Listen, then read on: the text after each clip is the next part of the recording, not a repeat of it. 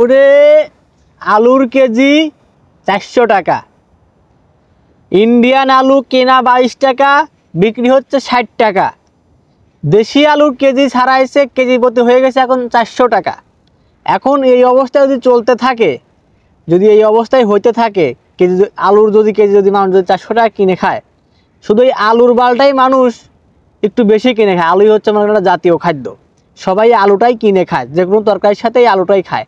এই আলুটা মনে করেন এটা অলরাউন্ডার তরকারি, যে কোনো তরকারির সাথে যেভাবেই হোক আলুটা সবাই বেশি খায়। আর বিশেষ করে ব্যাচেলারদের জন্য আলুটাই হচ্ছে বেশি, আলু ভর্তা করে খাবে, আলু যে কোনোভাবে খাবে, মানে অল কমপ্লিট সবার জন্যই আলুটা কিন্তু বেস্ট, আলুটাই কিন্তু সবারই লাগে। আর সেই আলুর কেজি হয়ে গেছে 400 টাকা। আমাদের বিনোদন দেশে, এন্টারটেনমেন্টময় দেশে আলুর কেজি 400 টাকা। মানুষকে এখন কি কিনে খাবে? অন্য তরকারি তো বাদ দিলাম, ওগুলো তো কিনা যাবে না, কিন্তু আলুটা যে মানুষ খায় সেই আলুটার দাম 400 টাকা কেজি হয়ে গেছে। এখন উপায় পাচ্ছে না তো মানুষ আর, মানে এখন যে অবস্থায় চলে গেছে, এখন মনে হচ্ছে আমাদের যে মানুষের যে 2টা করে আল্লাহ যে 2টা করে যে আলু দিয়ে দিয়েছে কাছে, 2টা আলু যে দিয়ে দিয়েছে, সেই 2টা আলু খুলে ছাড়া খাওয়ার কোনো উপায় দেখা যাচ্ছে না। এখন আমাদের যে নিজেদের 2টা আলু আছে, সেই নিজেদের 2টা আলুই আমরা আলগোছে খুলে ভর্তা করে খাওয়া ছাড়া আর উপায় পাচ্ছি না। কারণ আলু যেভাবে দাম বেড়ে গেছে, আলুর সিন্ডিকেট যেভাবে শুরু হয়ে গেছে, 400 টাকা কেজি আলু। এটা একদিন মানুষ, একটা নর্মাল মানুষ যদি কামলা দেয়, তার একদিনের মজুরি হচ্ছে 500 টাকা।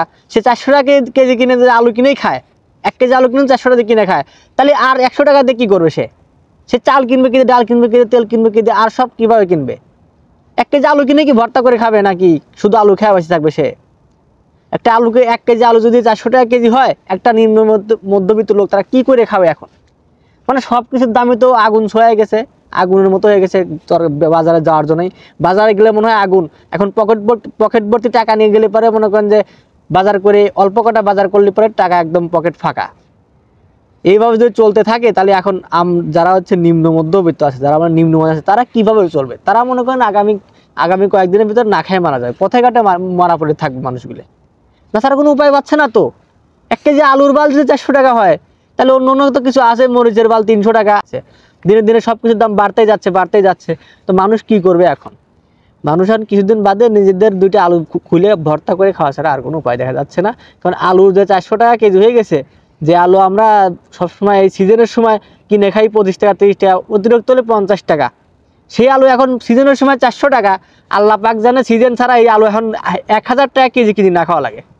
এখন যদি আমাদের দেশে যদি আপা থাকতেন, আপা ওই আলুর বদলে যে কোনো একটা তরকারি, কিন্তু যে কোনো একটা জিনিস কিন্তু বাতায় দিতেন, তিনি বলে দিতেন আলুর বদলে কি খাওয়া লাগবে। আলু ছাড়াও কিন্তু মানুষ বাঁচে, এটা একটা বলে দিতেন, তারা সে একটা আর কি সাজেশন দিতেন। ভাগ্যিস আপা নাই, আমরা সেই সাজেশনটাও পাচ্ছি না। আমাদের সেই সাজেশন দেওয়ার লোকটা এখন আমাদের দেশে আর নাই। আমরা এই জন্য এখন খুব বিপদে পড়ে গেছি। কারণ আমরা এখন কি যে করব, নিজেদের আলু খুলেই খাবো, না পথে ঘাটে রাস্তায় পড়ে মারা যাব? কারণ আমাদের না খেয়া থাকার তো ছাড়া আর কোনো উপায় দেখতেছি না এখন আমরা।